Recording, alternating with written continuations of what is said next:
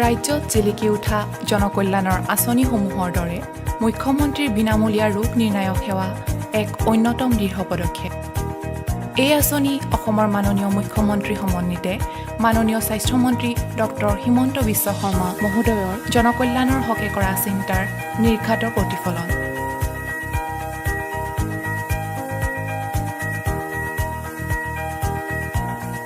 শুৱালকুছিৰ মহাত্মা গান্ধী ৩০খন বিচনাযুক্ত গ্ৰাম্য চিকিৎসালয়ত ২০১৭ চনৰ ১১ মে তাৰিখে মুখ্যমন্ত্ৰীৰ বিনামূলীয়া ৰোগ নিৰ্ণায়ক সেৱা জনসাধাৰণৰ বাবে মুকলি কৰি দিয়া হৈছে।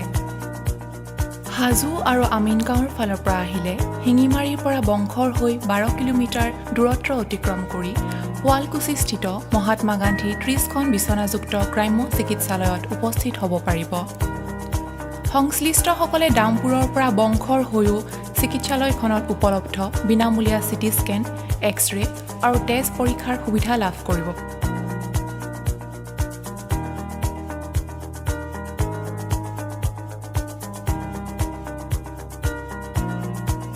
মুখ্যমন্ত্ৰীৰ বিনামূলীয়া ৰোগ নিৰ্ণায়ক সেৱাৰ আণ্ডাৰত বিনামূলীয়া চিটি স্কেন সেৱা ৰাইজৰ কাৰণে আগবঢ়োৱা হৈছে।